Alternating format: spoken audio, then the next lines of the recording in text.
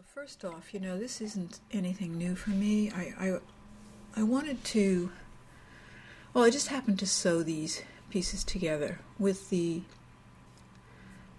thread that doesn't match again because I like to redo things to refresh them in my mind. And for this 9 patch that's missing a square, well, I keep a kind of a basket of these little pieces that are prepared so that I can always kind of execute the thought in my head in terms of patchwork, because once in a while it just pops up and I need, for instance, I needed today to sew something rather colorless. And the contrasting seaming is a recurring theme in a very large collection of pieces, actually. I'm now into the 900s. They are personal studies for me. They're a way to calm myself, and the contrasting seaming was a theme in this Sanity collection. But also, it changed a lot from when I first started. I think about how I used to take some white cloth and sew it together, cut it into pieces and then sew it back together, and that became sort of absurd to me at one point, because then I thought, well, if I already have a piece of cloth that's useful, why would I cut it up and sew it back together? So now I'm really more in a mode where I have a lot of little scraps that I sort by color. And in this case, most of them were whitish. And so to me, they're all kind of white. So my approach to this whole thing has changed in a lot of ways, because now I'm just using what I have. And I'm no longer cutting a perfectly good cloth into pieces to sew it back together. That's not in my mind anymore. That's insane in some way. And then, here what I have is those pieces that have kind of a faded, shadowy effect. What they are is the other side of a print that's on white. Very often when they print on cloth, depending on the nature of it, if it's a very thin cloth, then the dye or the ink that they use to print with might go through to the back or the other side. But in a lot of cases, especially in the top one there, the cloth is a little bit more tightly woven, and the print actually just sits on one side and only really shows up as a shadow on the other side. So a lot of times, to get some whitish cloth, if I don't have anything else, I turn some of the prints over to see if there's a whitish side to it. So that's what you're seeing here, and it's really a nice kind of shadow effect, which I often call ghosting, where you don't really see the full effect of the intentional design, but you see just the impression of it. The polka dot actually is a very thin cloth and looks very similar on both sides, but it is still a little bit whitish. So this is kind of whitish. Not exactly white, but whitish. And I don't know, I kind of like this with the missing piece because it says a lot about my day.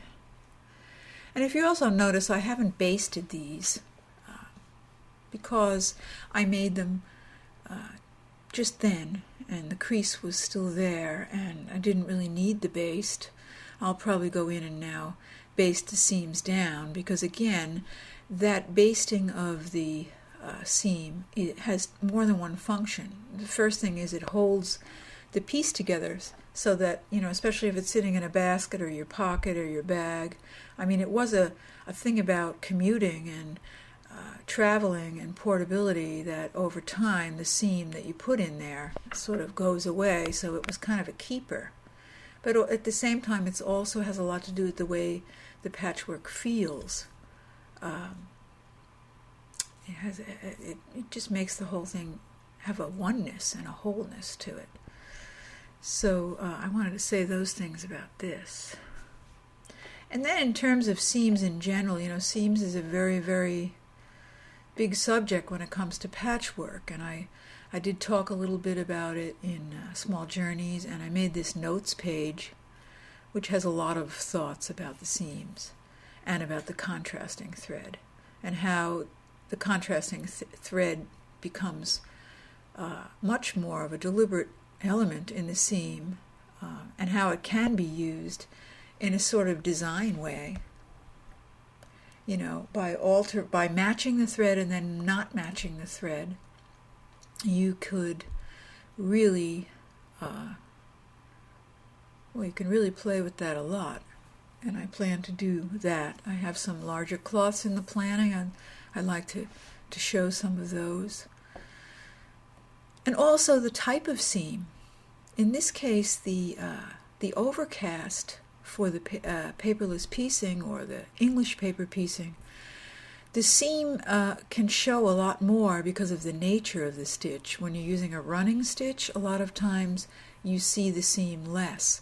So that's another thing I'd like to talk about. So seams in general are a big, big subject, not only in the function of the patchwork, or as a functional element in connecting the pieces, but also each seam has a different nature, and because of that, how it looks, how it makes the cloth feel, it's a very, very big subject. So seams is something to really talk about. As an afterthought as well, I just, I tend to work in a very sort of,